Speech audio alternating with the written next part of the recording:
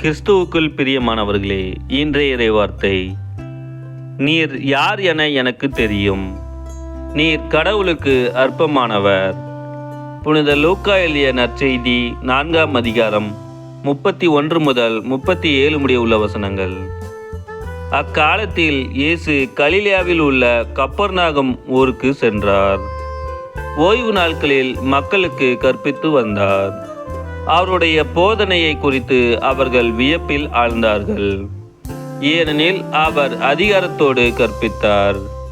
தொழுகை கூடத்தில் தீய ஆவியான பேய் பிடித்திருந்த ஒருவர் இருந்தார்.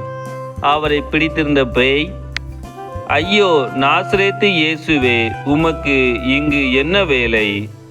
எங்களை ஒழித்துவிடவா வந்தீர்? நீர் யார் என எனக்கு தெரியும். நீர் கடவுளுக்கு அற்பமானவர் என்று உரத்த குரலில் கத்தியது. வாயை மூடு, இவரை விட்டு வெளியே போ என்று இயேசு அதனை அதட்டினார். அப்பொழுது பேய் பிடித்தவரை அவர்கள் நடுவே விழச் செய்து அவருக்கு ஒரு தீங்கும் இழைக்காமல் பேய் அவரை விட்டு வெளியேறிச்சு. எல்லாரும் திகைப்படைந்து, எப்படி பேசுகிறார் பாருங்கள், அதிகாரத்தோடும் வல்லமையோடும் தீய ஆவிகளுக்கு கட்டளையிடுகிறார், அவையும் போய்விடுகின்றனவே என்று ஒருவரோடு ஒருவர் பேசிக்கொண்டனர்.